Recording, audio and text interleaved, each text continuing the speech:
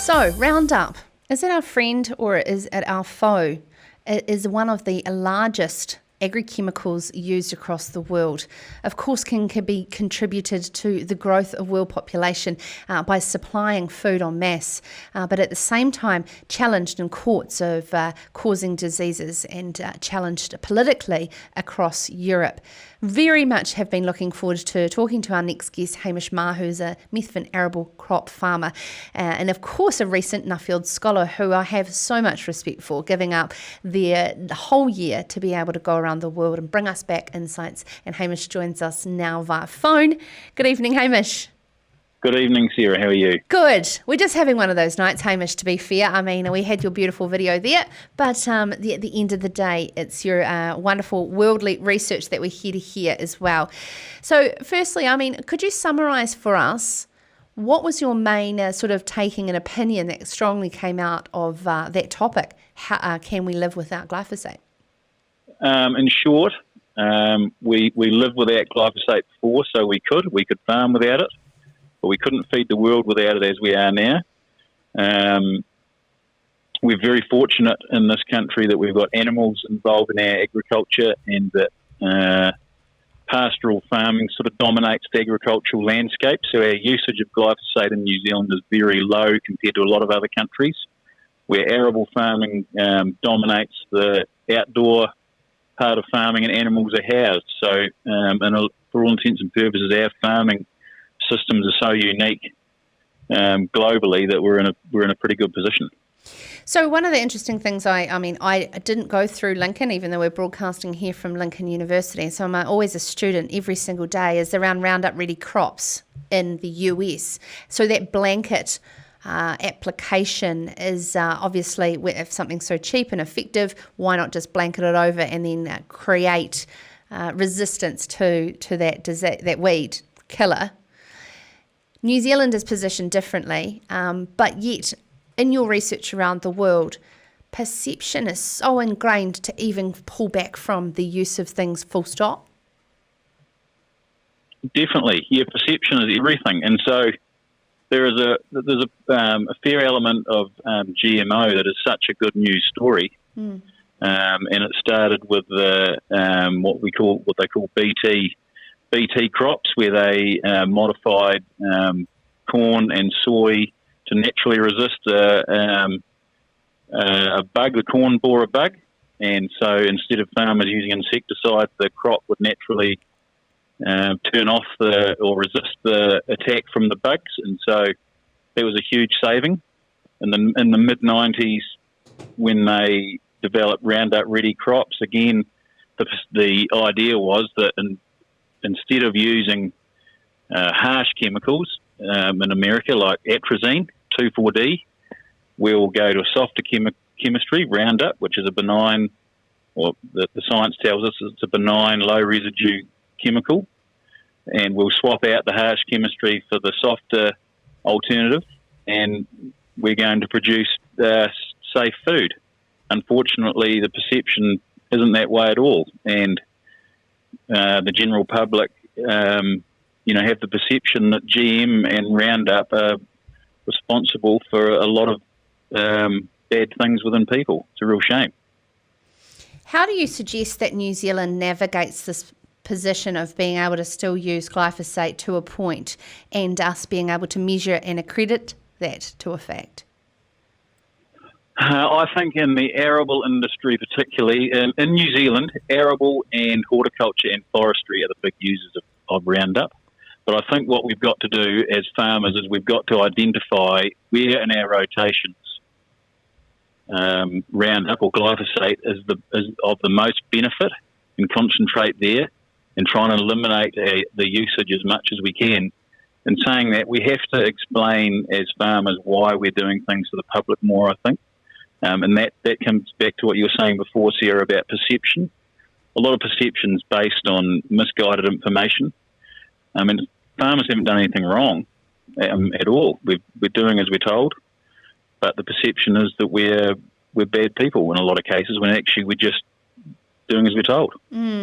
And a part of the regenerative agricultural movement, they're actively, obviously, wanting to reduce their reliance on glyphosate, but still feel it's an important part of being able to still farm. So it's obviously a strong movement that's coming from a lack of understanding of farming. But as I was speaking earlier with Glenn Hurd, how do we simplify that for the consumer to understand? I don't know. I mean, farming is so simple, really. We put things in the ground, they grow, and we harvest them. but the actual day-to-day, what goes on a farm and the decisions that farmers make are so complicated.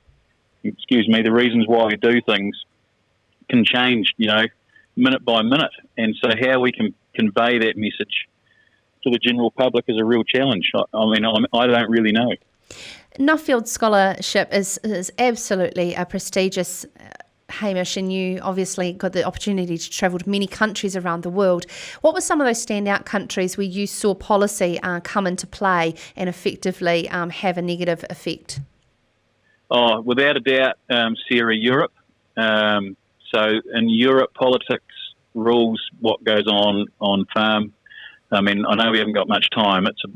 That's a big topic in itself, but I mean, in a nutshell, the political movement has dictated the way farmers can operate to the point where they can no longer grow crops because of insect migration. They cannot produce milling wheat with high enough proteins to produce flour because of restrictions on nitrogen use. I mean, Denmark, for example, reduced its nitrogen limit, and they found over time that they had to import flour from Germany because their locally grown flour wasn't good enough for milling grain, for milling into flour, and that their pigs and cattle were taking longer than what was satisfactory to finish. So they were exporting low-grade wheat and importing high-grade wheat, and that has just changed. It's just one example. Wow. That's all I can actually say.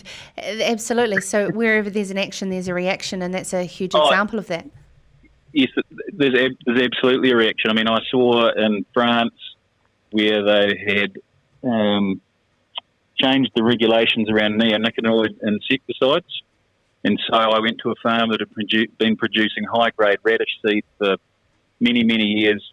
And the day I was visiting, they had a tractor in this field, a massive field of beautiful radish, and they were mulching it out because the flea beetles had moved in, and this crop had not even flowered. So, there's absolutely a reaction to everything. Do you think, Hamish, from what you've seen, obviously you were travelling in 2019 to 2020, huge things can happen in a week in 2020. Yes. Economic survivability, as we discussed with Penny Clark-Horn, the social licence to operate, wins over the self-awareness that has come from these ideological theories. We saw it this week from the States, like they're flat out having to cull cows across the States because of the supply chain interruption of COVID-19.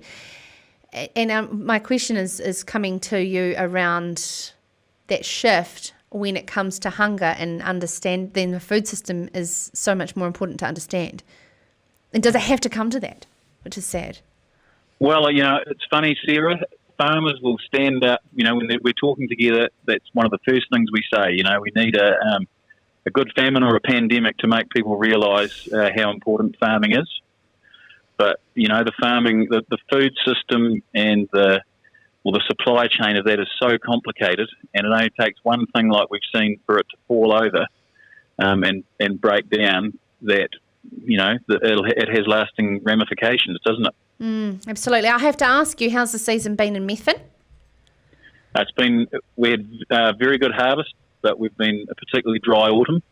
I think winter feed going forward is going to be tight for winter grazing and lamb finishing. But beautiful day. We couldn't have got a better autumn. We just need a bit more rain. Absolutely. Very balmy days with a bit of moisture would have struck. So you don't have any spare hay bales lying around for a few Hawke's Bay friends? probably haven't got one spare bale, I don't think. I'm sorry. Oh, I just thought I'd ask. Everybody is asking. Hamish, what a year it's been.